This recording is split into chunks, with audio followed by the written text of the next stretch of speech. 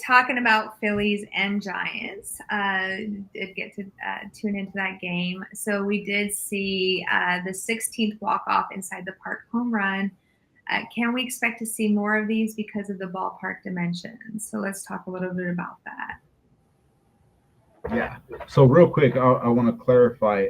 It's not the 16th walk off inside the park home run. It's it's the 16th walk off inside the park. Yes, but it's Right. also the third by a catcher. The first time it's been done in 99 years Wow. What a record. to have a catcher to hit an inside the park walk off home run. I was actually talking with a coworker today, and we were just having this conversation. This is what makes baseball so great to me is you have the different dimensions. It's not like football where everything's the same. You've Right. got, it's like no. You truly do get a home field advantage when you're, for the Giants. When you look at teams playing at home that are actually right there, the Giants are 27-18 at home. They're 24-25 on the road. So you two get to see. I mean, the Cubs 30-16 at home, 24-21 on the road. So you get these ballparks that have these dimensions and the uniqueness, like what happened with sorry, what was his name? Patrick Bailey? Patrick Bailey, yes. Yeah. So Bailey hit that last night, and it looked. I was watching it live, and I thought it was gone. I'm just like, dude, he just hit a Yeah, it bounced off right kind of different when it came off of that yeah, wall. and that thing hit. I'm just like, where the heck? I'm like, it's gone. I said, he that dude. I could have made an inside the park home run at a 270-pound man because there's a reason why that at Oracle Park for the Giants they call that triples alley because pretty much everybody is going to be guaranteed to get a triple if you hit something in that gap because the way it's formed and the way it bounces. But that wasn't the only inside park home run that we saw yesterday. Mm-hmm. For a lot of people who don't know, the Athletics who currently are playing at Sutter Field in Sacramento before they go to Vegas were playing against the Braves. And first batter inning, second pitch of the game, outfielder misplayed the ball just right. Next thing you know, inside the park homer from a leadoff hitter. Is it a little bit more expected? There's a reason why he's hitting leadoff. He's the fastest guy on the team. Compared to having your number 8 hitter with Patrick Bailey, and a catcher like we talked about. Catchers either are great defensively or great offensively. He's more of a defensive guy, but to do something like that, I thought that was a pretty amazing feat.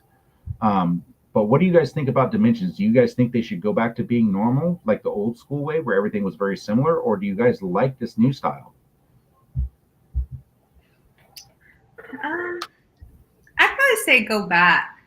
I think once you start putting a lot of I know you're supposed to change with the times, but I feel like if I would probably vote to go back to what it was.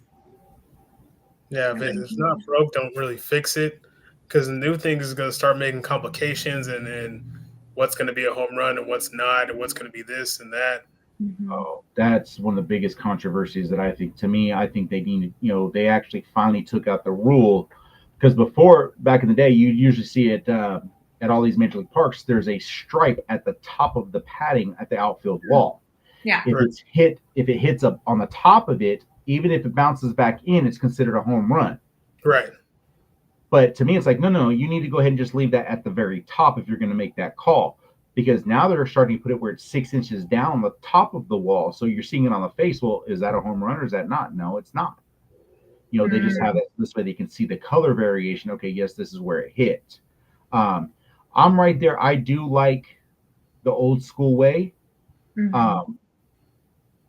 But I also do enjoy the fact being that you are getting to see a lot more things. I would rather have the dimensions change than all these other stupid rule changes. That is for sure, because to me, it's ruining the game. We got the mobile sitting there saying it's the new style of baseball. I'm like, I like what Dupree said. If it ain't broke, don't fix it. Nope. Small ball used to run. When you were in the National League, you always relied on small ball. So you had your pitchers bunting a lot, squeeze plays, things like that. In the American League, it was a home run league. Well, now, there's still ways to find. One of the things that the Giants, and I like to use the Giants example because they have one of the more unique ballparks. But the other thing that they do is they take their foul lines on the infield and they actually slope them inwards. When they had, a few years ago, when they had a couple guys that were hitting, first and second, but they were big time bunters.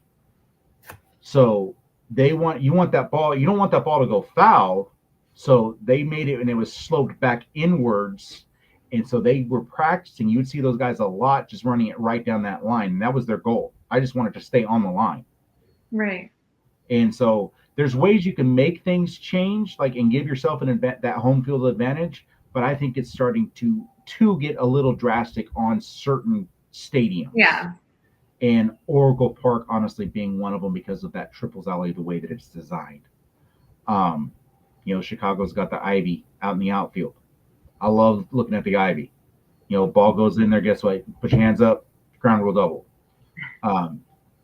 Fenway has the green monster. You got to hit, to hit a home run out to left field. You got to hit a ball, even though it's only 320 feet. And yes, for some, 320 feet seems like a lot. But those that have played 320 is like, okay, that's when you know what you're doing. It's pretty normal. But you got to manage to hit the ball 320 feet, but you also got to make sure you're hitting it 27 and a half feet up in the air. So you got a 27 and a half foot tall wall that you've got to clear. In Houston, out in center field, have you been to the ballpark in Houston? I have.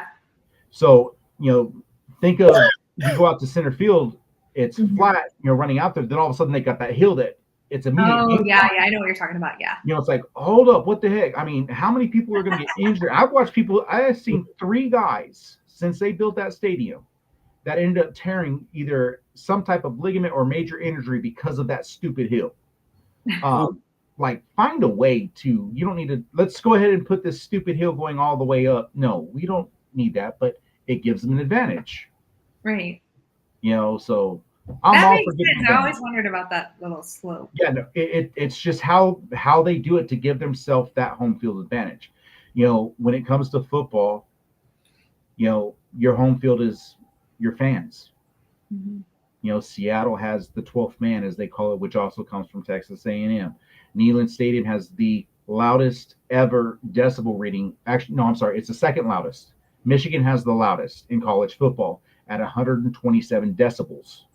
Wow. Tennessee came in at 120.1. I mean, so they're right there. I mean, that is,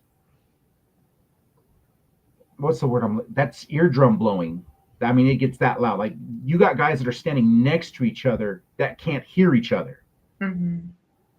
So that's how in football, they get their home field advantage. Baseball, you don't get that. You have to find another way. I mean, there's always going to be someone better, and so that's where they're just trying to help with these things. So we got the mogul saying that you're lying about being in, going to the Houston Stadium, going to Minute Maid. I've been to the Astros.